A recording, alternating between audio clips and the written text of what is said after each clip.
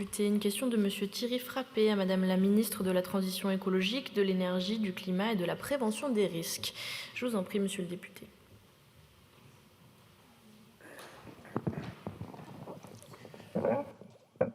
Merci Madame la Présidente. Je souhaite attirer votre attention, Monsieur le Ministre, je souhaite attirer votre attention sur le projet d'installation d'un stockage de déchets dangereux sur le site des Dièves à Hersin-Coupigny, commune de ma circonscription dans le Pas-de-Calais. Ce projet, porté par la société Sarpi Minéral, filiale du groupe Veolia, s'étendra sur 25 hectares, accueillera jusqu'à 100 000 tonnes de déchets dangereux par an et suscite une vive opposition des habitants aujourd'hui réunis en association et des élus. En effet, chacun a fait connaître ses inquiétudes multiples et légitimes. Les riverains craignent des risques environnementaux ainsi que des nuisances sonores, visuelles et olfactives susceptibles de dégrader durablement leur cadre de vie. À ces craintes s'ajoute un impact avéré sur le marché immobilier local déjà fragilisé et une altération de la qualité de vie dans un territoire déjà marqué par un lourd passé minier. Ce territoire supporte déjà de nombreuses infrastructures contraignantes, rocades, usines d'enrobés à chaud, sites de traitement de déchets industriels, présence de lignes à haute tension.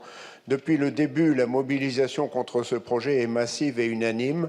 Manifestations, réunions publiques et pétitions recueillant des milliers de signatures traduisent une opposition claire et déterminée. Ces oppositions ont été fortement rapportées à chaque réunion de concertation organisée en 2023. Et pourtant, les décisions de l'entreprise, des pouvoirs politiques et administratifs semblent les ignorer, alimentant un sentiment d'injustice, d'abandon et de résignation parmi les habitants. Monsieur le ministre, nous le savons, l'entreprise semble être dans ses droits. Mais face à ces inquiétudes environnementales et humaines, je souhaite connaître la position de l'État sur ce projet. Envisagez-vous un réexamen approfondi de ce dossier considérant les préoccupations des habitants et des élus locaux? Quelles mesures concrètes envisagez-vous pour préserver l'environnement et le cadre de vie des citoyens? Enfin, y a-t-il une alternative prévue? Je vous remercie. Merci, Monsieur le député. Monsieur le ministre. Merci beaucoup, Madame la Présidente, Mesdames, Messieurs les députés. Monsieur le député Frappé, permettez-moi à nouveau d'excuser l'absence de Madame Agnès Pannier-Runacher et de Madame Olga Givernet. Et donc, j'ai la charge de vous répondre au nom du gouvernement sur le sujet que vous évoquez. Tout d'abord, sur les installations de stockage des déchets. De façon globale sur le sujet, c'est un projet en tout cas qui est destiné à exploiter une installation de stockage de déchets dangereux sur le territoire de la commune d'Hersin-Coupigny dans les Hauts-de-France. Les installations de stockage de déchets dangereux sont des équipements qui sont importants pour la protection de l'environnement et elles permettent d'éviter de disperser dans le milieu naturel les polluants que ces déchets contiennent. C'est tout l'intérêt du stockage de déchets, c'est d'éviter une dispersion qui serait dramatique pour l'environnement. Et pour un certain nombre de déchets dangereux, il s'agit de la seule solution de traitement pour éliminer ces déchets en toute sécurité.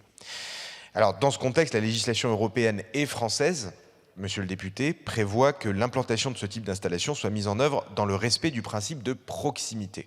En d'autres termes, chaque territoire, chaque région doit être la plus autonome possible pour gérer les déchets qui sont produits sur son territoire et éviter de les exporter vers un territoire voisin.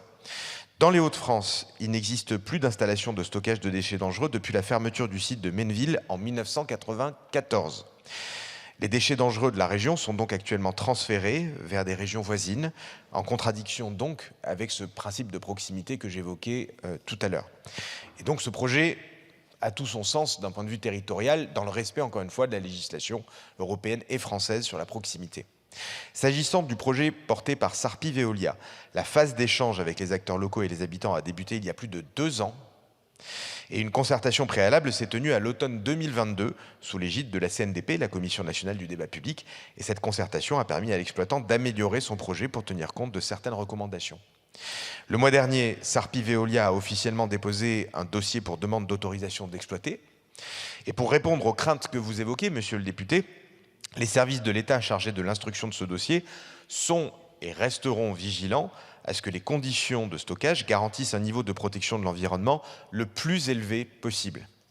Et par ailleurs, vous pouvez être assuré sur le fait que les contributions du public qui ont émergé à l'occasion de ces débats et de cette consultation seront particulièrement étudiées, notamment bien sûr par les services de l'État, lors de l'enquête publique qui est prévue dans le dossier qui est évoqué. Voilà, monsieur le député, ce que je pouvais vous dire pour souligner l'importance, l'utilité de ce projet, le fait qu'il fait l'objet de concertation depuis maintenant 2 ans, et sur le fait que la voix des citoyens qui sont consultés et qui s'expriment dans ces débats doit être entendue, et que le gouvernement et les services déconcentrés de l'État y seront bien évidemment particulièrement attentifs. Voilà ce que je pouvais vous dire, monsieur le député, sur ce dossier, en excusant à nouveau l'absence des ministres concernés. Merci, madame la présidente. Merci, monsieur le ministre, monsieur le député.